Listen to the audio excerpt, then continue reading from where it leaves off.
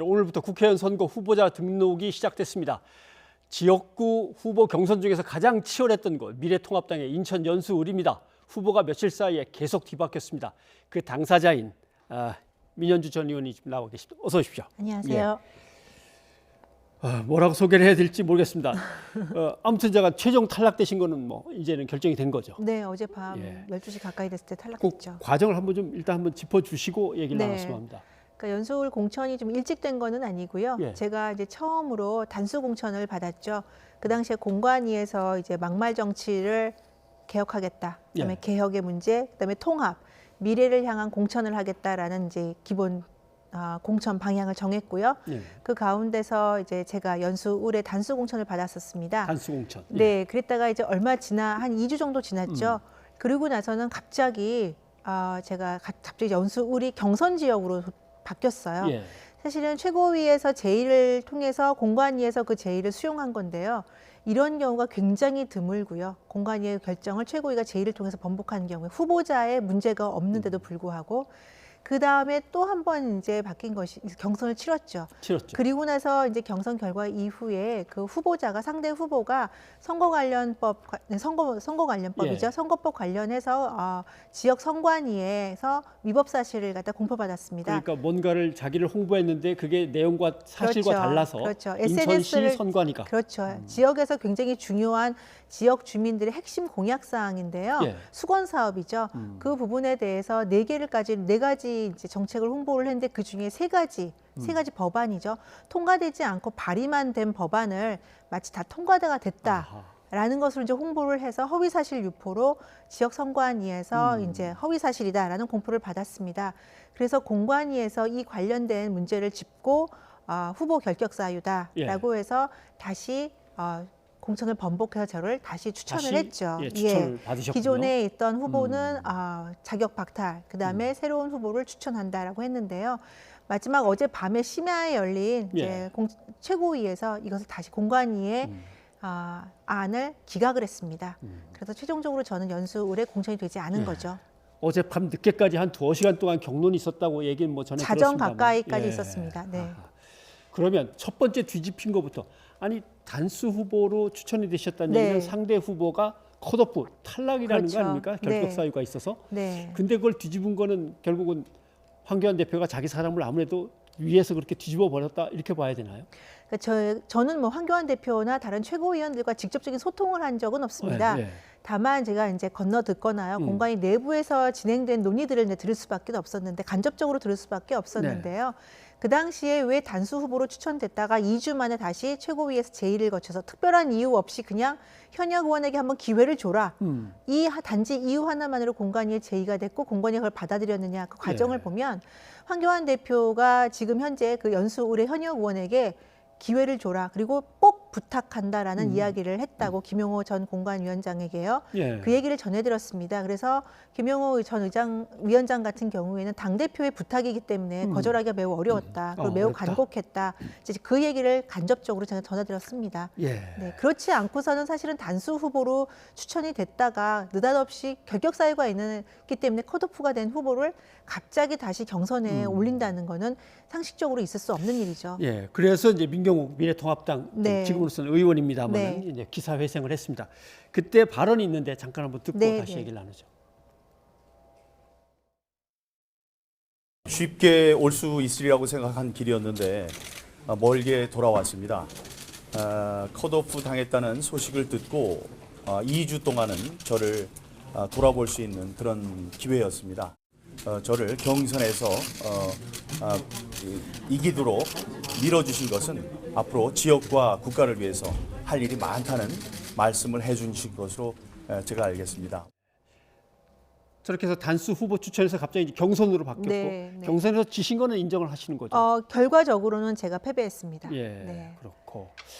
그런데 경선에서 패배한 점에 대해서 제가 이제 한 말씀을 드리면요. 물론 결과 숫자에선 제가 패배했지만요.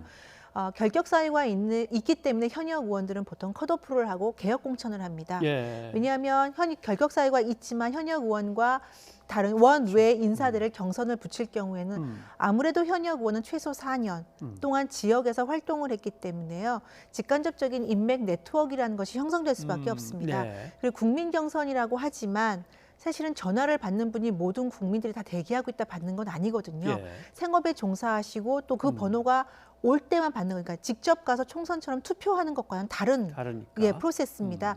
따라서 이거는 경선을 할 경우에는 현역에게 절대적으로 유리할 수밖에 없는 게임의 룰이라는 것은 이미 정치권에서 다 알려져 있는 사실이죠. 그렇기 때문에 문제가 있거나 아니면 지역 주민의 이 민심과 이반된 현역들은 미리 당에서 정리를 하는 절차를 거친다는 걸 저는 먼저 말씀드리고요. 그 과정에서 결과라고 한다면 저는 지역 주민들께 저에게 그 정도의 성원을 보내준 거에 굉장히 감사드리고 있습니다. 네, 알겠습니다. 그런데 네. 그 상황에서 후보가 내놓은 이제 공보물에 네. 법안을 통과시키지도 않은 걸 자기가 다 통과시킨 것처럼 네. 적은 게 3건 있었기 때문에 네. 이거는 뭐 허위 사실을 기재한 거니까 그렇죠. 다시 공천 무효 결정이 내려졌습니다. 네. 공관위에서. 근데 최고위에서 어젯밤에 또 뒤집은 것. 네. 이건 또 어떻게 배경을 얘기해야 되죠? 글쎄요, 최고위에서 이 공천을 이렇게 뒤집은 거에서 제가 최고위에서 이제 제가 소명할 기회도 없었고요. 그 안에 내부에 전혀. 들어가 있지 않지만 제가 최고위 현장에서 밖에서 3시간 내내 기다렸습니다. 그러면서 이제 간간히 흘러나오는 이야기들을 들었을 때 그리고 또 그 이후의 과정을 통해서 제가 직간접적으로 들은 이야기들을 통해 본다면 결국에는 최고위가 지금 아니다라고 하지만 결국에는 새누리당 시절부터 강성 친박들이 자리하고 있는 곳이 지금의 미래통합당의 최고위 지도부입니다. 이제 그분들 사이에서 나왔던 이야기들을 제가 들은 것에 따르면 공관위가 편파적으로 한다. 그리고 우리 후보가 되지 못하는 거에 대한 굉장히 분노를 표시했다고 합니다. 그래서 직접적으로 이제 언급을 하는 내용들도 있고요. 결국에는 황교안 대표가 뜻을 어떤지 제가 직접적으로 확인하지는 못했지만요. 황교안 대표의 의지뿐 아니라 그 강성 친박 지도부의 의지에 따라서 결국엔 저는 친박이 아니거든요. 그러니까 친박이 아닌 후보보다는 강성 발언을 통해서라도 친박의 이미지를 강하게 심고 있는 후보에게 더 많은 점수를 주고 결국에는 7대1이라는 스코어로 기각을 한 걸로 제가 듣고 있습니다. 이렇게 뒤집히고 하는 치열한 어떤 논쟁이 벌어진 사안인데 7대1이 나왔었습니까? 네, 제가 듣기로는 7대1이라고 들었습니다. 네. 그러면 황교안 대표가 민의원하고 가까운 사이여서 계속 밀어주는 게 아니라 황교안 대표를 둘러싸고 있는 나름대로 친박 또는 친황이라고 흔히 불리는 그 공고한 체제가 작용하고 있다 이렇게 생각을 하시는 겁니까? 왜냐하면 그 어제 공관위가 이제 최고위에서 네 곳의 지역을 갖다가 취소하지 않습니까? 전격 취소하고 그리고 새벽 6시 반에 전격적으로 최고위를 열었습니다. 굉장히 드문 일이죠.